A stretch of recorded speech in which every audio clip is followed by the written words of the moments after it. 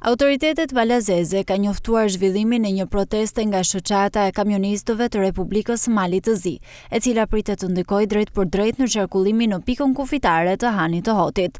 Sipas njoftimit zyrtar, protesta do të nisë më 14 prill të vitit 2026 në orën 9:30 dhe do të zgjas për një periudhë 72 orëshe.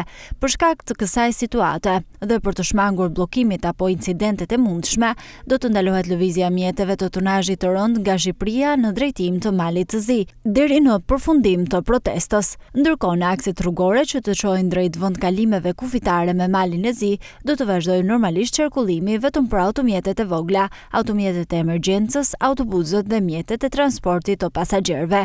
Policia kufitare u bën thirrje drejtuesve të mjeteve të rënda të tregojnë mirëkuptim dhe të respektojnë kufizimet e vendosura, në mënyrë që të shmangim situatën e bllokimit dhe të garantojmë siguri gjatë zhvillimit të protestës.